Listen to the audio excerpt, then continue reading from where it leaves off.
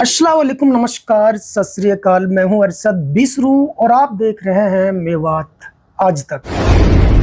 आइए दोस्तों, आपकी जानकारी के लिए बता दें, इस वक्त हमारी टीम पहुंची है राजस्थान की राजधानी गुलाबी नगरी जयपुर में। दरअसल दोस्तों, हमारा सफ़र था जैसलमेर जोधपुर का, लेकिन जब इस इतनी खूबसूरत नगरी से, इस शहर से हम गुजर रहे हैं तो ये भी हमारा हक बनता है, एक जिम्मेदार चैनल मेवात का चलाते हैं तो मेवात की कुछ अजीम शख्सियत इस शहर में रहती हैं, उनसे आपको रूबरू कराना भी बहुत ज़रूरी था। इसलिए आज मेरे साथ जुड़े हैं हाजी खुर्शीद अंडे वाले, बहुत अच्छे नेताजी भी हैं, एक अच्छे बिजनेसमैन भी हैं और नंगर विधानसभा क्षेत्र से कई बार चुनाव लड़ चुके हैं। अंदाज आज सौभाग्य से इनसे मिलने का मौका मिला, बहुत अच्छा लगा। तो सर, सबसे पहले तो मेवात आज तक में आपका बहुत बहुत स्वागत है। जी, अस्सलाम वालेकुम, शुक्रिया। वालेकुम सलाम। तो खुर्शीद साहब, आपसे मिलके बहुत खुशी हुई, प्राउड फील हुआ कि भाई हमने नाम सुना आपका, काफ़ी बार नाम सुना है। चलो, चुनाव इंसान हारता जीतो अलग चीज़ें हैं, जनता तय करती है, लेकिन बात यह है कि जब भी कभी मेवात को ज़रूरत पड़ी, चाहे भाईचारे की बात हो, चाहे किसी गरीब अति मजलूम की मदद की बात हो, या किसी मजलूम के लिए इंसाफ की बात हो, तो आप सबसे आगे आते हैं हमेशा से। जी, तो फिलहाल आपका क्या मन है और फिलहाल क्या चल रहा है आपका? देखिए, अभी जो पिछला चुनाव हुआ, 1.5 साल पहले चुनाव लड़े, मैं बहुजन समाज पार्टी से चुनाव लड़ा जी। और चुनाव लड़ने के बाद हमको शिरकत में हार गए हम। चुनाव प्रत्याशी था वो भी हार गया जी। और ऐसी ताकतें उभर के सामने आई जो उनको रोकना जरूरी था, नहीं रुक पाई जी। पर मैंने फिर जब चुनाव हो गया तो सीधा इरादा किया, मैं सीधा अपने हज के लिए चला गया। अच्छा, बहुत मैंने कि बढ़िया। भाई अब राजनीति में तो हम खूब जल्दी अब अल्लाह के रास्ते में जाएं, और मैंने सीधा ही अल्लाह के घर का रास्ता तय किया और मैं पिछली बार हज करके आया। जी। हज करने के बाद मशगूल रहता हूँ, अपने घर रहता हूँ, कोई छोटी मोटी खिदमत हो जाती है, मेवात में आना जाना तो रहता ही है, फिर भी मन बड़ा तकोट के रह जाता है। जो बुराइयां हैं मेवात में उसको हम भी रोकने में असफल हैं जी। और बहुत ज़्यादा बुराइयां हो रही हैं, बुराइयां भी हो रही हैं, क्राइम भी हो रहा है, पर जो बहुत ज़्यादा कानून का जो उल्लंघन हो रहा है जी। और वहाँ की जो अभी हाल की मुकामी जो पुलिस है वो बहुत ज़बरदस्त नाजायज लोगों को तंग कर रही है। ठीक है। इस पे हमने कोशिश करी, चिट्ठियां भी लिखी, जाते भी रहे जी। और हमको जितनी ताकत मिली उतनी ताकत से हम काम भी कर रहे हैं, पर मेवात में अभी हालात बहुत अच्छे नहीं हैं। खुर्शीद साहब, आपने अभी मेवाती आवाम का दर्द जाना और झलकाया मेवात आज तक के माध्यम से। आप जयपुर में बैठ के उनके लिए आवाज़ उठा रहे हैं कि भाई वहाँ चाहे बात राजस्थान की हो चाहे हरियाणा की हो, पुलिस थोड़ा सा वहाँ के लोगों को ज़्यादा तंग कर रही है, ऐसा आपने बोला। लेकिन वहाँ के जो स्थानीय नेता हैं वो तो कभी ऐसा नहीं बोलते हैं, मैंने देखा नहीं कि वो। देखिए, स्थानीय नेता बोलते हैं या नहीं बोलते हैं, वहाँ दबाव रहता है, वहाँ क्राइम तो सभी लोग करते हैं, वहाँ पर ऐसा नहीं है जो समुदाय रहते हैं सभी क्राइम करते हैं, सभी करता है, वो पर्टिकुलर में भी नहीं है, सभी लोग क्राइम करते हैं। पर जब राज का असर होता है जी, और राज में पिछली बार कुछ बढ़ावा मिला जी, और उस लोगों को बढ़ावा मिला तो उससे वो आगे बढ़े तो उसका नुकसान हुआ जी। प्राइमरी स्टेज पर अगर इसे को रोक लेते तो ज्यादा अच्छा रहता है। हमारे जो नेताओं की, हम भी उसमें शामिल हैं, कोई अच्छी पहल नहीं रही, बाकी क्राइम को रोकने का काम करना चाहिए था। ठीक है। खुर्शीद साहब, आपने जब चुनाव लड़ा था तो हार का क्या कारण बना, क्या मानते हैं? नहीं, हार का कारण यह था कि देखिए, देश में दो धाराओं में वोट बट रहा है जी। एक भारतीय जनता पार्टी में और एक कांग्रेस में। अगर मैं क्या है कि ज्यादातर कांग्रेस को पसंद करते हैं, मैं वहां पर 2 बार वहां विधायक रहा बहुजन समाज पार्टी से, और इसलिए मैंने सोचा कि मैं भी अपनी तकदीर को आजमाऊं। पर मेरे सामने जब कांग्रेस का टिकट मिल गया जी, तो कांग्रेस का टिकट को मेयों ने ज्यादा अक्सर दी। जब मेयो मेरे पास नहीं रुके तो शेड्यूल कास्ट के भाग गए, वो चंद्रशेखर के साथ चले गए। लोगों को कहना था जब लोग मेयो तेरे साथ ना आए तो भाई हम की रहा, इसलिए मैं बहुत कमजोरी में रहा। कुल मिला के टिकट का प्रभाव रहा, टिकट का प्रभाव रहा, राइट जी जी। क्या एजुकेशन आपकी? मेरी एजुकेशन, मैं सीनियर हूँ जी, सीनियर किया मैंने। और कहाँ से पढ़ाई की थी? मैंने पहले तो करी थी वहाँ हमारे गांव में, चिकानी है जी। पहले तो गांव में की प्राइमरी स्टेज, तो नांगल हीरा से की, फिर चिकानी कौन से सा गांव आपका? नांगल हीरा। अच्छा। फिर यहाँ जयपुर से की। ठीक है। बिजनेस क्या है आपका? मेरा रेलवे में मैं कॉन्ट्रैक्टर हूँ जी, और मेरा काम करीब पूरे देश में है। मैं ये तो नहीं कह सकता कि बहुत बड़ा मैं वो हूँ, पर मेरा क्या ठीक काम है जी। मेरे पास जो भी लोगों हैं, मेरे पास पूरे देश में जो अच्छे स्टेशन हैं, स्टेशनों पे मेरा करीब करीब कैटरिंग का काम है जी। और बड़ी सफलतापूर्वक कर रहा हूँ। ठीक है।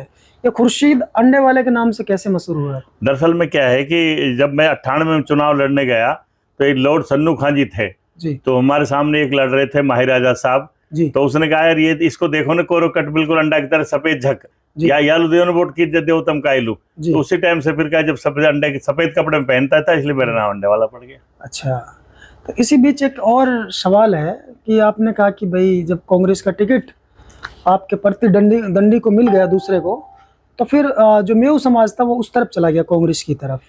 लेकिन वही लोग कहते हैं कि खुर्शीद अंडे वाले ने कांग्रेस का टिकट हरा दिया।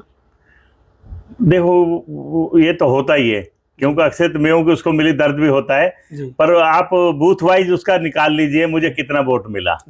मुझे कोई मेयों का वोट नहीं मिला, जो मेरा कैडर का वोट था वो भी पूरा नहीं मिल पाया।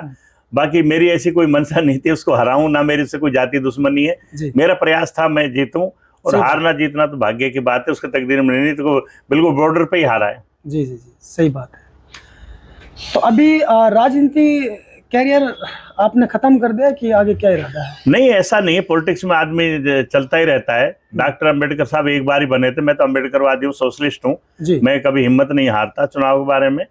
बाकी ये है कि मैं 98 में लड़ा, 2003 लड़ा, 2008 लड़ा, फिर अब थोड़ा गैप ज्यादा हो गया था। गैप जब 2008 में लड़े तो हम काफी अच्छी ताकत से लड़े थे, तो गैप ज्यादा हो गया तो लोगों का मन था, जो पिछली जो हमारे जो अब बसपा से जो जीते थे, वो जब वहाँ गोपालगढ़ कांड में हुआ था उसको ठीक वोट मिला, उसका वो माइनस रहा, और उसका कोई ज्यादा अच्छा इफेक्ट नहीं रहा। उसके टाइम में जो जितना भ्रष्टाचार हुआ, कांग्रेस के राज में जो भ्रष्टाचार हुआ, उसकी कोई सीमा नहीं थी। वो इतनी सीमा थी कि पूरे राजस्थान में इसलिए उनकी हुकूमत गई। गोपालगढ़ कांड से उसको जब हुआ दोबारा चुनाव, उसमें वोट मिल गए, उसके वोट से फिर उसको बीएसपी का टिकट मिल गया। और बीएसपी का टिकट, मैं ताजुब ये करता हूँ आदमी ईमान कैसे हार जाता है। माननीय बहन जी के पास जब टिकट लेने गया, ये बसपा का जो उम्मीदवार था जो जीता था, इसने कहा कि मेरे एक लड़के के ऊपर हाथ रखे और कुरान खा के वहां पर आया था, जो वो पार्टी बदल के दूसरी पार्टी में चल दिया। मैं हार गया चाहे जीत गया, मैं ईमान वाला आदमी हूँ, कहीं जाऊंगा तो कह के जाऊंगा भाई अब हम आपके पास नहीं रहेंगे। मतलब कि स्वार्थ के लिए पार्टी में राज में घुट गए। कौम ने वोट इसलिए दिया था कि हमारी लड़ाई लड़ेगा, पर वो कोई अच्छी लड़ाई नहीं लड़ेगा। अब क्या हो रहा है, एक दिन उसका माननीय पूर्व विधायक, साबिक विधायक का बयान आया, मैं तहसीलदार की नौकरी खा जाऊं। आज तक उसने एक चपड़ासी के लिए कोई चिट्ठी नहीं लिखी। चपड़ासी अब जाके ऑस्ट्रेलिया में बैठ गया, लोग पिस रहे हैं। मैंने ये कहा था कि जिधर रिजल्ट आओगे तब सुबकता होगा, ये तो भग जाएगा ऑस्ट्रेलिया, मैं चला जाऊंगा जयपुर, तब पिसता रहेगा। वो बात बिल्कुल सत्य हुई। रेड बुल तो खूब पीता है वो। नहीं, ये अच्छी चीज नहीं है। जो रेड बुल है वो रेड बिल है या हेल है या पेप्सी, वो अच्छी चीज नहीं है। क्या मानते हैं रेड बुल के बारे में? मैं बिल्कुल गलत मानता हूँ, और ये इजराइल का प्रोडक्ट है, हमको इसका बहिष्कार करना चाहिए, नहीं पीनी चाहिए। ऐसे करके नौजवानों की इकट्ठा करके बोलना मेवात के लीडर की रेड बुल तो ऐसे ही चलेगी। नहीं, तो क्या शिक्षा है, क्या किताब है? ये बिल्कुल गलत बात है। ये इसको इतराना कह दिया आपने, ये इतराना है, और रेड बुल पीने की हमारी हैसियत ही नहीं है। कल को चाहे तुम गलत काम कर कुछ, रेड बुल कितने की आती है? 115 रुपए की आती है। 115 के परिवार में पूरे परिवार को चाय कॉफी सब्जी लगान रोटी बन जावे, ये कोई अच्छी बात नहीं मानता मैं। दोस्तों, हम जो है ना, हमारा जो मेव समाज है, इसलिए हम बदकिस्मत रहे हैं पहले से कि जब हमारे बीच में कोई ऐसा नुमाइंदा आता है जो ऑलरेडी एक बिजनेसमैन हो या फिर वो खाता पीता हो, तो उसको हम लोग हरा देते हैं, हमारा समाज हरा देता है। और जो लोग ऐसे होते हैं जिनके पास गाड़ी तक नहीं होती है, ट्रैक्टर तक नहीं होता है, उसको आप लोग चुनाव जिता देते हैं। फिर आप लोग ही कहते हैं कि यार पहले तो कुछ नहीं था, अब बड़े बड़े फार्म हाउस हैं, बड़ी बड़ी कोठियां हैं, तो बनाएंगे ही वो। अब जो लोग धापे हुए उनको तो आप जिताते नहीं हो, अब भूखे लोगों को आप चुनाव जिता देते हो, फिर वो आपका क्या विकास करेंगे? तो मैं ये अपने नौजवानों से कहना चाहता हूँ, आपको ये सोच है ना, ये बदलनी होगी। दुनिया चांद पर जा रही है, आज खेमे में आप लोग बटे हुए हैं। आपको ये सोचना होगा कि भाई हमें किसको चुनाव जिताना है, किससे हमारी मेवात का डेवलप होगा। एक मान लीजिए फॉर एग्जांपल, वो नहीं कहलवा रहे, मैं कह रहा हूँ, मैं पहली दफ़ा इनसे मिला हूँ। खुर्शीद अंडे वाले जो हैं अच्छे बिजनेसमैन हैं, छोटे बड़े जैसे भी हैं, लेकिन इनके पास अल्लाह का शुक्र है कोई कमी नहीं है। अब कल को अगर ये विधायक बन भी जाता है तो देखिए, मुझे नहीं लगता कि ये सरकार का जो पैसा उसको खाएगा या फिर उससे प्रॉपर्टी खरीदेगा। ऑलरेडी पहले इनके पास सारी चीज़ें हैं। तो मैं चाहता हूँ कि आने वाले समय में मेवात के नौजवान इस तरीके के जो प्रत्याशी, जो कैंडिडेट हैं, उनकी तरफ रुख करेंगे तो ही मेवात का विकास संभव हो पाएगा। तो कुर्शी साहब, मेवात को लेकर कोई खास संदेश आपका? नहीं, संदेश ये है कि वहां पर भाई दीन तो है ही वहां पर जी। पर मुझे ताजुब आता है कि दीन मस्जिद भी भरी पड़ी है और जेल भी भरी पड़ी है जी। भाई। जितना तबलीग का जमात जोर है उतना ही वहां पर जेल में भरा पड़ा है जी। और हम डीग में तो कम से कम नहीं तो 90% में जेल में है। और मैं कह रहा हूँ कि एजुकेशन की तरफ ध्यान, हायर एजुकेशन की ध्यान देना चाहिए जी। भाई। लोअर एजुकेशन के तो अपना आप दोस्त सरकार को दे नहीं सकते। हर पंचायत हेडक्वार्टर पे सीनियर सेकेंडरी स्कूल हो गई, 12वीं तक तो आप बच्चे को पढ़ा ही सकते हो। जी। और हायर एजुकेशन में जितना भी हो भाई, IAS बने, कलेक्टर, अभी हमारी फूफी का पोता कलेक्टर बना। जी। राकिब जो बना हमारी फूफी का पोता है, वो गरीब घर का था, बना ने उसने, वो मकसूद है। आप नेता हैं इसलिए ये जानना जरूरी है। एक जिम्मेदार चैनल चलाता हूँ, 28 लाख दर्शक हैं। मेवात में ये तो बहुत ज्यादा चल रहा है कि जो नेता चाहे वो हारे या जीते, वो चुनाव के दौरान किसी का हाथ तोड़ता है, किसी का पैर तोड़ता है, किसी को रस्से से बांध देता है, किसी को पीपल से बांध देता है। तो हमारे जो दर्शक हैं वो बड़े खुश हो जाते हैं अपने अपने नेता के भाषण पर। तो इस तरीके के भाषण देना मुझे नहीं लगता कि सही है समाज के लिए, क्योंकि वो सिर्फ और सिर्फ बरगलाने वाली बात है। हमारे जो समाज है आज भी 77 साल बाद भी अशिक्षित है, यानी कि लगभग 60%। देखिए, अगर मान लो मैं एक विधायक का चुनाव लड़ रहा हूँ और 8 करोड़ में से 200 आदमी चुने जाते हैं, ये जो बात जो आपने बताई मैं उसको दोहराना नहीं चाहता। आपके मुंह के अल्फाज बहुत अच्छे होने चाहिए। मैं तो सोशलिस्ट हूँ, ना किसी को गाली दे सकता, ना कुछ कर सकता। सबसे पहला ये होना चाहिए आपकी जुबान बहुत अच्छी होनी चाहिए। और ये बदतमीजी पिछली बार हरियाणा के आपके चैनल के माध्यम से सुनते थे, वो होता तो हमारे पर, हमारे यहाँ इतना नहीं जितना आपके अब की बार चुनाव बदतमीजी पे उतरा। मतलब इतनी बदतमीजी, गाली गलौज और कच्चे शब्द कहना शायद मेरे हिसाब से एक अच्छे नेता को ये शोभा नहीं देता। तो खासकर अब जैसे 2029 में चुनाव होगा जी, तो मुझे लगता है कि मेवात के जो नौजवान हैं अब एक बड़ी तादाद में थोड़ा सा चेंज हो रहे हैं, सोच पॉजिटिव बन रही है नौजवानों की। तो चुनाव को लेकर या राजनीति को लेकर क्या कहना चाहते हैं नौजवानों से? क्या जो सिलसिला चला आ रहा वही चलता रहे या फिर कुछ बदलना चाहिए? नहीं, देखिए, नौजवानों को बिल्कुल अपना अच्छा वाहिद नेता चुनना चाहिए, मेहनत करनी चाहिए।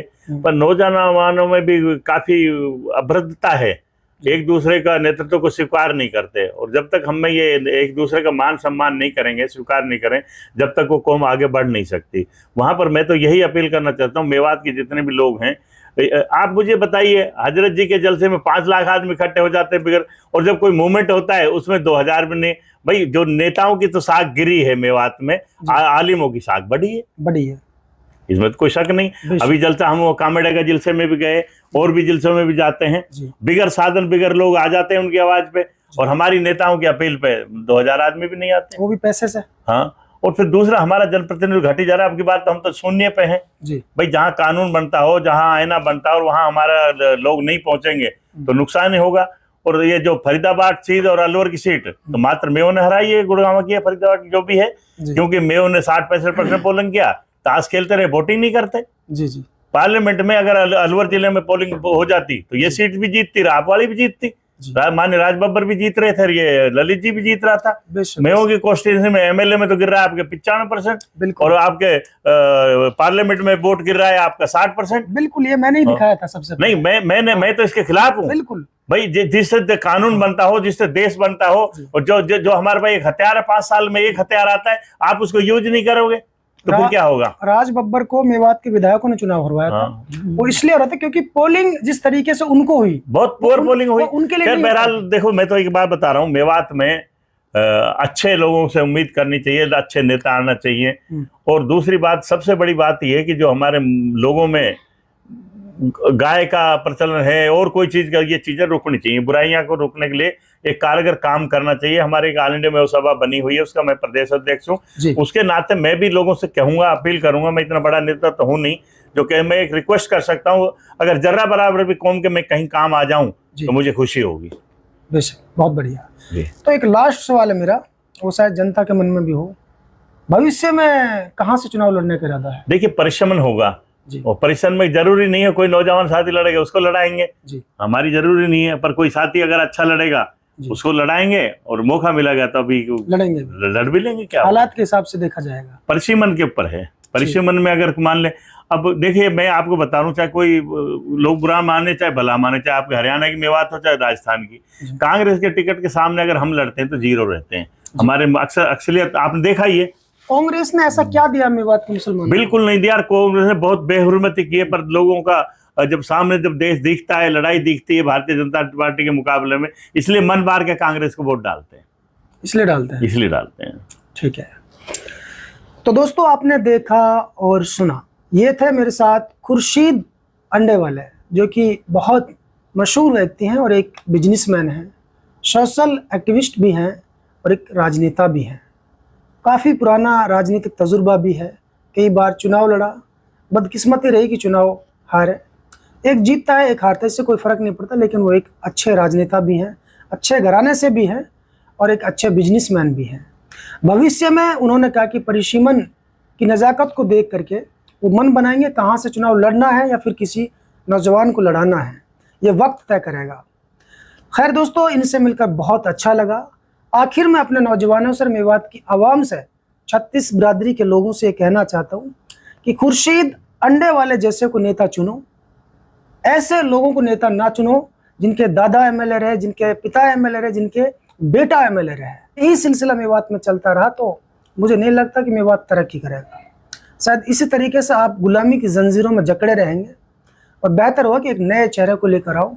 नया चेहरा भी कोई खाता पीता हो, जिसके अंदर पैसे कमाने की जो है आग ना हो कि भाई वो पैसा कमाएगा चुनाव जीत करके, वो बेहतर होगा। तो दोस्तों फिलहाल इस अंक में इतना ही, फिर लेकर हाजिर होंगे ऐसे ताजा अपडेट। तब तक के लिए आप मुझे दीजिए इजाजत। जय हिंद, जय भारत। दोस्तों यदि आप हमारी इस वीडियो को फेसबुक पेज पर देख रहे हैं तो हमारे पेज को लाइक कीजिए, शेयर कीजिए। यदि इस वीडियो को यूट्यूब पर देख रहे हैं तो हमारे चैनल को सब्सक्राइब कीजिए और बेल आइकन घंटी को दबा दीजिए।